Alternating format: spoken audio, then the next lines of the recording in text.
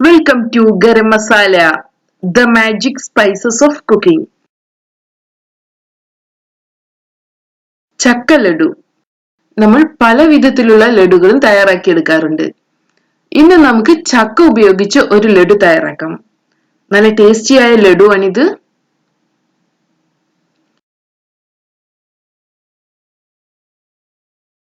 ഇതിനുവേണ്ടി ആദ്യം ഞാൻ 1/2 കപ്പ് പഞ്ചസാരയാണ് എടുത്തിട്ടുള്ളത്. നമുക്കിതിനെ ഒരു പാനിലോട്ട് എടുക്കാം.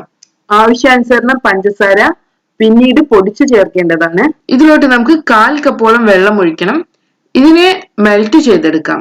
അടുത്തതായി നമുക്ക് ചക്കയാണ് വേണ്ടത്. കുരുവെല്ലാം കളഞ്ഞ 2 കപ്പ് ചക്കയാണ് വേണ്ടത്. ഇതിനെ നന്നായി അരച്ചെടുക്കണം. ഇങ്ങനെ അരച്ചു വെച്ചിട്ടുള്ള ഈ ചക്കയെ നമുക്ക് മെൽറ്റ് ചെയ്ത പഞ്ചസാരയിലോട്ട് ചേർക്കാം. വെള്ളമൊന്നും ചേർക്കാതെ വേണം ചക്കയെ അരച്ചെടുക്കാൻ. ഇതിനെ നമുക്ക് പഞ്ചസാരയുമായി നന്നായി മിക്സ് ചെയ്യാം. ഇനി ഈ ചക്കയിലെ വെള്ളമെല്ലാം ഒരുവിധം വറ്റി വരണം. അതുവരെ നമുക്ക് ഇളക്കി കൊടുക്കണം. ഇവിടെ ഞാൻ വരിക്ക ചക്കയാണ് എടുത്തിട്ടുള്ളത്. പഴഞ്ചക്കയും ഉപയോഗിക്കാം.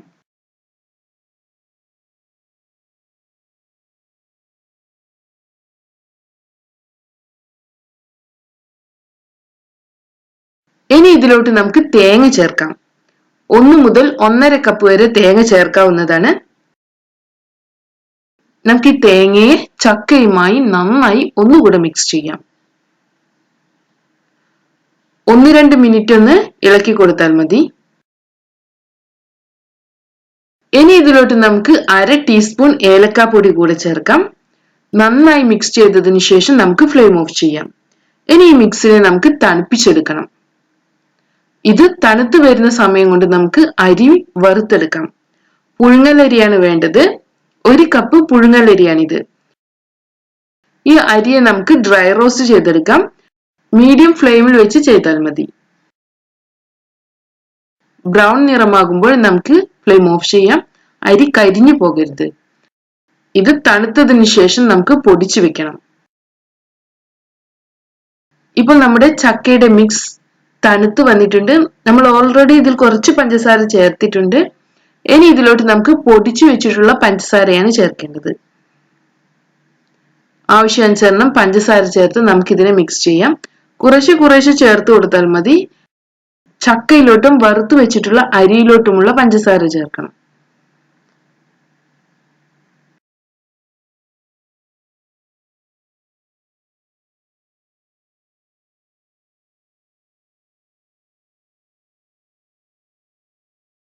ഇനി ഇതിലോട്ട് നമ്മൾ നേരത്തെ വറുത്ത് പൊടിച്ചു വെച്ചിട്ടുള്ള അരി ചേർക്കാം.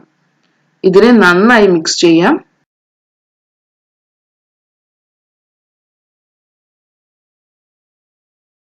ഇപ്പോൾ നമ്മുടെ ലഡുവിന്റെ മിക്സ് തയ്യാറായിട്ടുണ്ട്. ഇനി നമുക്ക് ലഡു തയ്യാറാക്കാം. ഇതിനുവേണ്ടി നമുക്ക് കയ്യിൽ ഒരൽപ്പം നെയ്യ് തടവി കൊടുക്കാം. ഇനി നമുക്ക് ഓരോ ലഡുവായി ഉരുട്ടിയെടുക്കാം.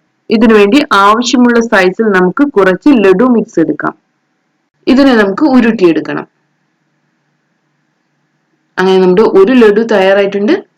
ഇതുപോലെ നമുക്ക് അടുത്ത ലഡുവും തയ്യാറാക്കിയെടുക്കാം. ചക്കയുടെ ടേസ്റ്റ് ഇഷ്ടമുള്ളവർക്കെല്ലാം ഈ ലഡു ഇഷ്ടമാകും. ചക്കക്കുരു ലഡു പോലെ തന്നെ നല്ല ടേസ്റ്റ് ഉള്ളതാണ് ഈ ചക്ക ലഡുവും.